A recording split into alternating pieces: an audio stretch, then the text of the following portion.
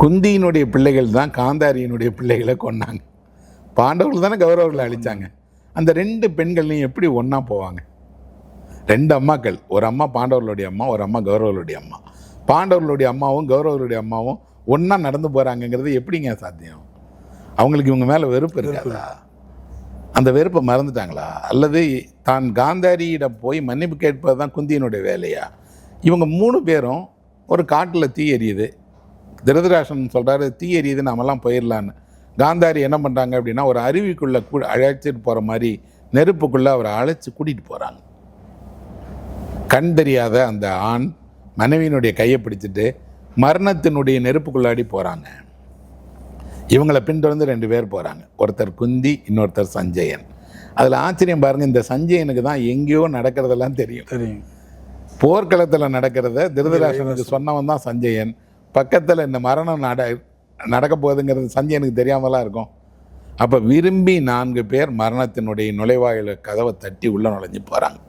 அவர்கள் கறிக்கட்டே ஆகிட்டாங்கன்னு மகாபாரதம் வருது. அப்படின்னா பேரரசராக வாழ்ந்த திருதராஷ்டிரன், 100 பிள்ளைகளை பெற்று பறிகொடுத்த காந்தாரி, மாபெரும் வெற்றியாளர்களுடைய அன்னையாக இருந்த குந்தி, எதிர்காலத்தை உணர்ந்த சஞ்சயன், எல்லோரும் ஒரே முடிவுக்கு தான் வராங்க.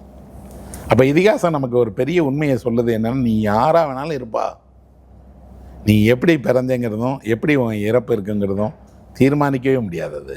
உங்களோட அந்த உரையில் தான் கௌரவர்கள் அப்படின்னு சொல்லும்போது ஆண்களை மட்டும்தான் நம்ம மைண்டில் வருது. அந்த இடத்துல நிறுத்திட்டு ரொம்ப நேரம் நாங்கள் அதை சிந்திச்சுட்டு இருந்தோம். ஆமாம், ஏன்னா துஷலைன்னு அவங்களுக்கு ஒரு பொண்ணு இருக்குது. இப்போ கடைசியில் அஸ்வமேத யாகத்தின் போது எல்லா கௌரவர்களையும் கொண்டுட்டாங்க. இப்போ இவங்க யாகம் விடுறாங்க. துஷலையினுடைய மகன் இருக்கான். ஒருவேளை துஷலையினுடைய மகனை கொன்றுவாங்களோன்னு சொல்லி அவள் அர்ஜுனன்கிட்ட போய் கேட்குறா, எங்கள் அண்ணங்களை எல்லாம் கொண்டுட்டீங்க, நான் ஒரு ஆள், என்னை ஏன் உங்கள் எதிரியாக நினைக்கிறீங்கன்னு கேட்குறா. கேட்குறதோட என் பையனுக்கு நீங்கள் உயிர் பிச்சை கொடுத்து அவனை விட்டுருங்க அப்படின்னு சொல்லி துஷலையினுடைய மகனை அவங்க விட்டுறாங்க.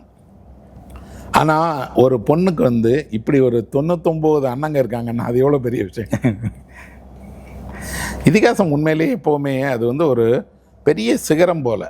அது தூரத்திலேருந்து பார்க்கும்போது ஒரு அனுபவத்தையும், நெருங்கி போன பின்னாடி அது ஏற ஏற ஏற ஏற காட்சிகள் மாறிட்டே இருக்கும் இல்லையா, அந்த அனுபவத்தையும் கொடுக்குது.